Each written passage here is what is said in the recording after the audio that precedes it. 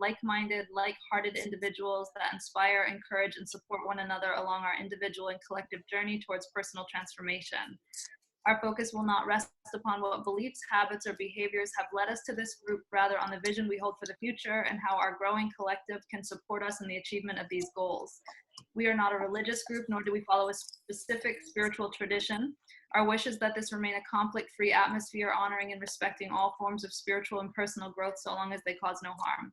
We do not yet follow any specific literature at this time, and we're open to the various methods of transformation that have worked for our members. This group does not exist to make any person or group choice right or wrong, but solely to support and inspire personal growth for the individual and the collective. So we start each meeting with a heart coherence meditation, and I think Kyle is leading us in that today. Actually, so today we have James Gillis, who James is going to be sharing his journey from alcohol addiction to a life of heart-focused altruism. So James's recovery journey was greatly enhanced through his certification as a coach at the Institute of Heart Math, where he was trained in the personal resilience program. So he's going to be guiding us in the initial heart lock-in. So if James, if you're there, if you want to take it away, my friend. Yeah, cool. Thanks, Kyle. Thank you. Guys, yeah, thanks for inviting me. This is hopefully we have a really good time. So, but yeah, we'll just get right into it. I know you guys have already had somebody come in and talk about heart math, and so we'll just go right into a heart lock-in and set a nice tone for the day. So let's all go ahead and take a second and focus our attention in the area of the heart.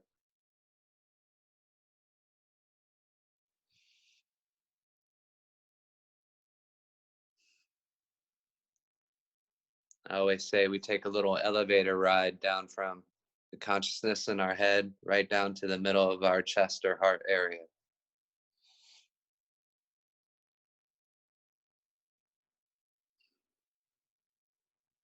Then imagine your breath is flowing in and out of your heart or chest area.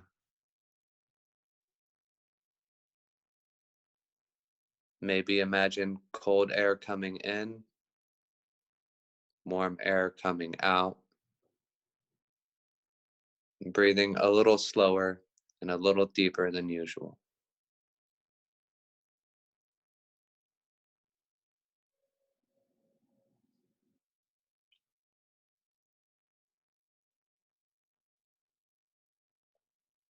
Maybe 5 seconds in,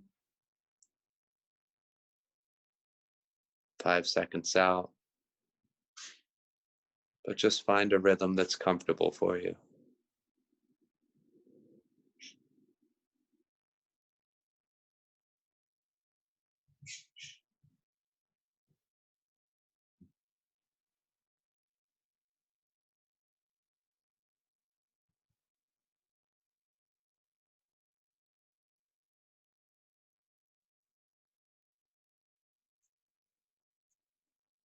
Now that we're in this more coherent space,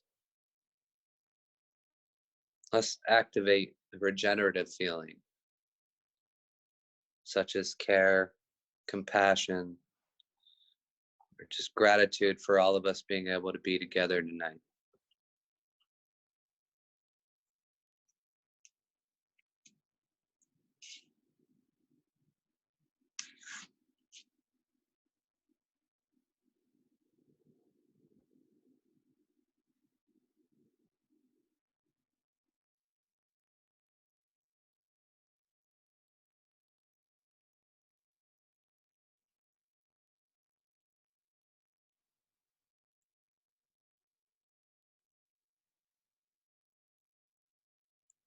Once you have that feeling activated,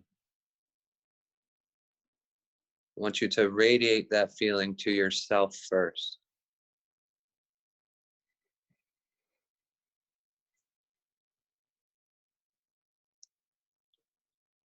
Fill yourself up with the gratitude of us being together. And then radiate that feeling to others if you can.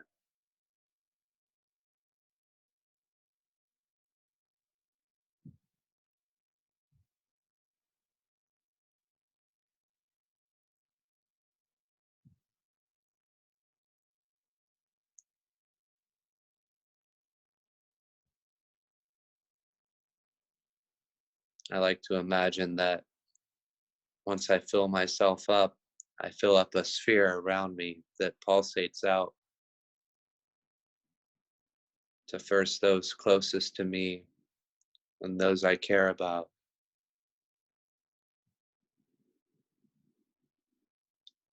And then if I have enough left over, to the rest of the world.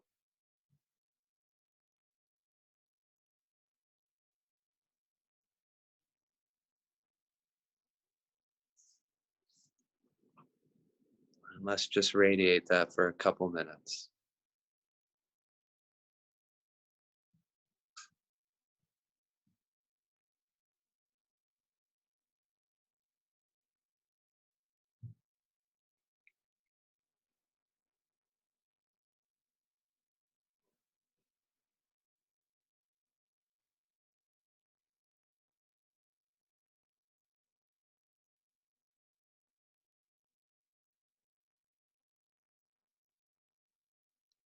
If thoughts pop up, that's okay. Just gently set them aside, make note of them to deal with them later, and just refocus to the area of your heart and keep breathing in and out that regenerative feeling.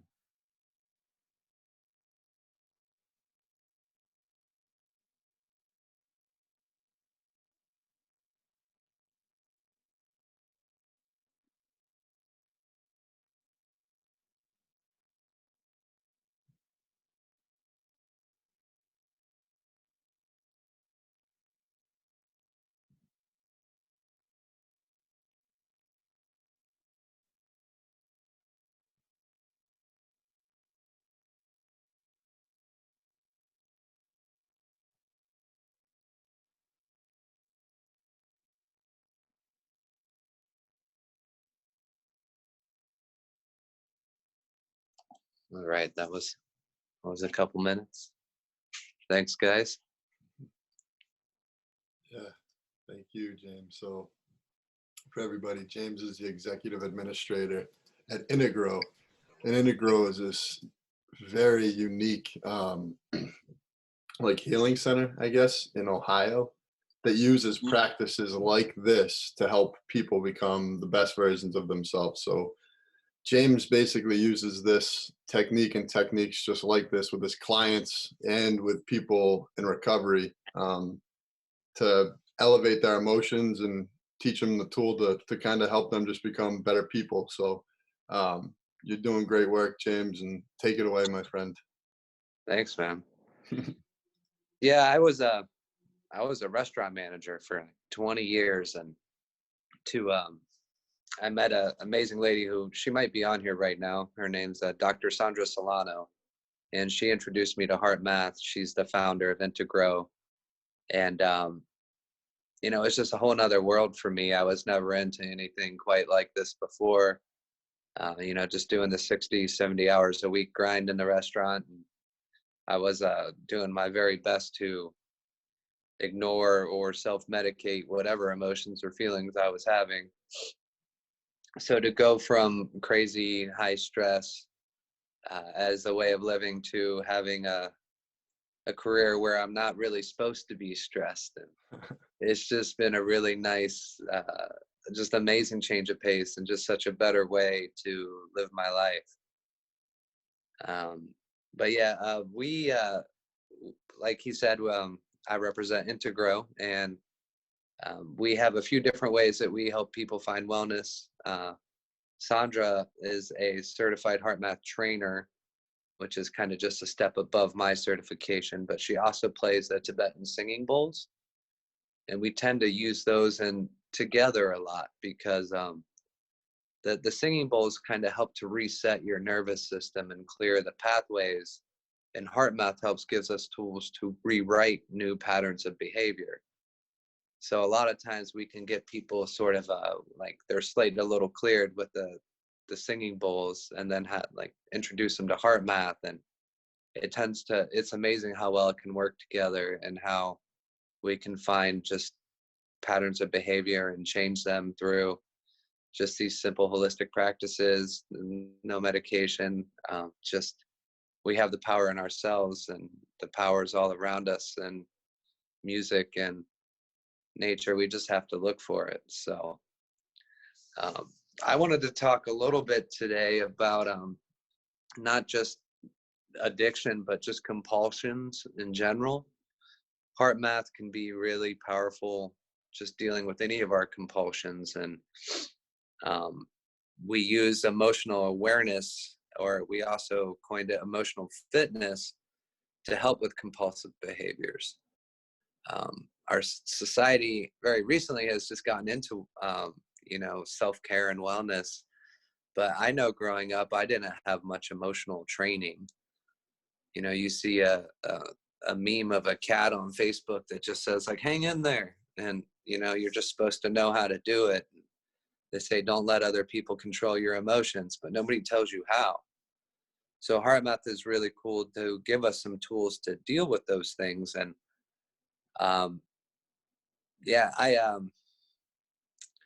compulsions are pretty interesting. I got a few definitions that I liked.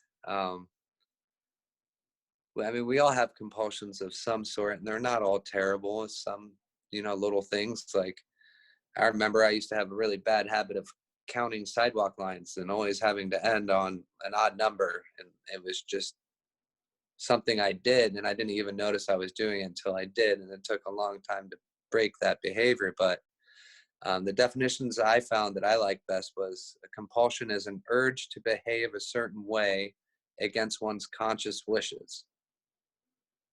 Or to get a little deeper, the need to reduce apprehension caused by internal feelings that one wants to avoid or control. Again, like there are some simple examples like shopping, eating, gambling, even just repetitively checking on things or counting things. And I always say heart math has two steps. One is obviously to get connected to your heart and to use the power of coherence to heal our bodies and live a little better. But that's really hard to do without the first part, which is emotional awareness. It's funny, a lot of the clients I work with, especially I've been working a lot lately with younger kids. Heart Math has a program for children called Smart Brain Wise Heart that I'm certified to teach. And, I ask these middle school kids, like, how often do you talk about your emotions, or how often do you even think about them? And they say almost never, which is just wild. We all have these feelings and these signals shooting off in our bodies all the time, and we just roll with it. We don't notice what they're doing to us. We don't pay attention to them. We just, we all have so much to do. It's like, what's it really matter if I'm stressed? I got to get this done to get that done, and then I got this, and I can't be late for that. And we can just go through a whole crazy busy day and not even really pay attention to it. So we have a few techniques, ones that I like to use. Obviously, gratitude journal is really helpful, or even just keeping an emotional journal, and you're doing your daily inventory. Just how'd my day go? Actually, like, analyze it, look at your feelings, what happened, what you could have done, what you could have done better, what you did well. And then just that really helps us to, if we know we got to do those things at the end of the day, we make that part of our daily routine. It really helps us pay attention to how we feel and when we feel that way, and think about why. It's a pretty interesting practice when you can actually break down, like, little things that happen that set you off, but that's really not at all what, really is causing the breakdowns. It's all the little things. I don't know if, I believe it was Tracy talked to you guys about heart math, and I don't know if she talked at all about the emotional grid. We have a grid that we use in heart math where we keep track if our emotions are, depleting, like draining our battery, or renewing our battery, like our battery to deal with stress, or just our wellness battery. And one thing we do in heart math is we have people practicing on that grid where their emotions are, just to get used to thinking about them. Because some emotions seem, I mean, they're all good. Like, we need all of our emotions. It just depends on how much time we spend there and making a conscious choice about it. But that's another really good practice that HeartMath has us do, to just get used to paying attention and noticing our emotions. Like, emotional awareness is huge. And then another benefit of regular HeartMath practice and being coherent is it increases our informal awareness. Like, we have a coherent emotional awareness sometimes that we don't even know about when we're coherent. In HeartMath, we call it non-local intuition. It's the knowledge we get from our heart that we can't really figure out. The more I read the HeartMath reports and different things they teach us about the heart, is it does some amazing stuff that we can't even really explain. We just know it happens. Our hearts tend to react and send signals to us because something is about to happen, like before it even happens, before we even know that it's about to happen. So our heart has this sort of warning system that we can pay attention to if we're coherent. I don't know, I always think of it like spider senses or something like that. It's just crazy that we can get this information that just seems to come from nowhere, and but it comes from our hearts. So by practicing, regular heart focused breathing or a heart lock-in for just about 5 minutes a day for 6 weeks can really help us just really get more in touch with our emotions and having emotional awareness and, being mindful about them. And it's important that we're also not too judgmental, because we all have different emotions. And like I said earlier, we need them all to live a full life. And it can be really easy for people who are looking to improve themselves to be most judgmental of themselves. Like, I shouldn't be having that emotion. And that can take you down a whole nother rabbit hole that we don't really need to get into. But I mean, through emotional awareness and emotional mindfulness, it affects us biologically in like 3 different ways that I found to be really interesting or beneficial. One, it amplifies our frontal cortex activation.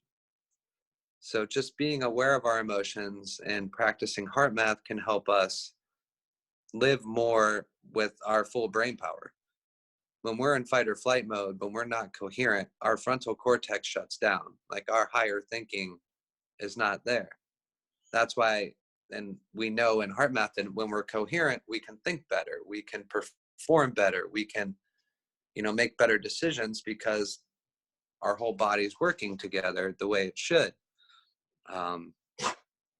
Obviously, you'll have decreased reactivity because you're aware of your emotions. So you're probably, if you're grumpy, you're going to try to avoid situations, or just at least be aware of it and give people a little more slack, because, probably whatever is going on that's troubling you is probably your problem and not really theirs. And then it also just improves our autonomic nervous system regulation, which that's like how coherence really works. Our brain and our heart connect and work together with our nervous system, and then that's how we find the balance. And that's how our bodies are made to operate at their highest level, where we can perform our best either physically, mentally, or emotionally. So those are some of the biological factors that come into play when we practice emotional awareness or mindfulness of our emotions. Some of the behavioral things that we can get together or change is we can restructure our reward processing. The way we look at the benefits of doing these compulsive behaviors and what we get from them, when we really start to analyze it, these are things that we're doing because there's something else inside of us that's bothering us, and we're trying to do these things to make us feel better. And that's really not a solution to what's bothering us. So we can learn how to change our reward system by practicing HeartMath, or just doing different things. When you notice you start to feel those compulsions, you can replace behaviors with either exercising or hitting a quantum meeting or just doing something else for somebody else that just makes you feel good. And then we can start to rewrite those patterns. Again, another behavior we have boosted executive functioning, which is a lot like our frontal cortex activation, but we spend more time in our thinking brain than our reactive brain. We're actually analyzing things and taking things for what they are, as opposed to acting on our automatic patterns. A lot of our reactions to the outside world and to things that happen to us, especially emotionally, are patterns that are written into our nervous system by the age of 7. And without practicing and working on those things like I said, most of us don't have a whole lot of emotional training. We're all behaving the same way we did when we were 7, or at least having the same emotional responses. So we can learn to spend less time reacting and more time thinking. And then obviously with less stress, we're going to have less reactivity to situations. If we can just be mindful of where we are and what we're doing and how we're feeling, we're just going to be a lot easier to get along with and enjoy life more, because we're being mindful about it. We're actually thinking about being happy. And then behaviorally, the last one is really just, you kind of reduce your thought suppression too. I feel like a lot of issues we have is that we avoid thinking about things that don't really make us feel good, or that we don't feel like we can deal with emotionally. But if we start to get in touch with our emotions and take control of them, we don't have to shove those thoughts down. We don't have to avoid tough things. We can really tackle them head on and use our tools and just deal with them when they come. And then that all leads us down to just the outcomes, which is, decreased cravings or decreased wanting to do those behaviors. Then by that, we will participate in those behaviors less, whatever compulsions or behaviors or habits we're trying to work on. Then obviously reduce stress and cortisol production, and just enhance our overall well-being would be the main goal there. So, but yeah, that's some of the ways we use HeartMath and emotional fitness to just improve our lives and work on not just being more connected to our hearts, but work on specific issues and just things that make us all special and our own behaviors that we'd like to work on and change.